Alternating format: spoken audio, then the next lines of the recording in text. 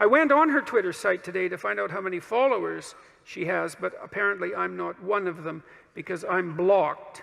And it kind of surprises me because I didn't know that I'd ever tried to follow her. But anyways, she said, and this was interesting, she said, I'm a Christian and a Marxist. And I thought, no. You can only be a Christian and a Marxist if you, well, there's a couple of ways. One is that you just want to be all things that are good at once, regardless of their internal contradictions. And so that would be one reason. And another reason would be that you don't know anything about Christianity or Marxism. And then the next would be that you're just compartmentalized. You know, like there's this idea that people can't hold two contradictory thoughts in their mind at the same time. Well, that idea was formulated by someone who's never met a human being, because you can hold like 50 contradictory thoughts in your head at the same time, as you know, whenever you argue with someone that you love, because you love them and maybe you even like them, but you also hate them and you wish that you could just crush them right there and then. And so, like, that's a lot of contradictory ideas, and that's probably only like half the contradictory ideas that are running through your mind at the moment. You know, so man, you're so full of contradictions that it's just beyond belief. And the only time, I mean, I know this because I read undergraduate essays.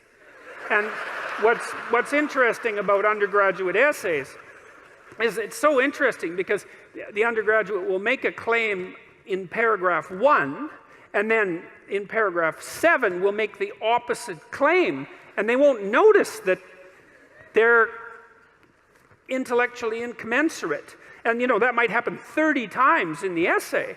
And the reason that works is because, well, they haven't been called on the paradoxes, but also because they haven't had to live the paradoxes through, because you really only straighten out your thought when you have like impulse A and impulse B, and they conflict at the same time, right? And you can either do one or the other, but not both. You know, if it's A today and B tomorrow, well, then you can hold those ideas simultaneously. But if it's A or B right now, then you have to decide, is A more important or is B more important? You have to put them in a hierarchy, and then you have to act them out, and you have to see what happens.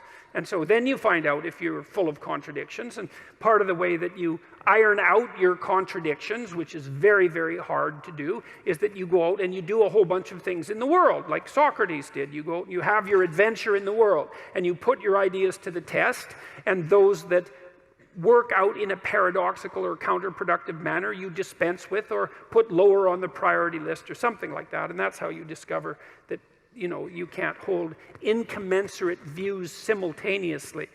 Carl Jung said that something like, paradoxical views that are not made conscious will be played out in the world as fate.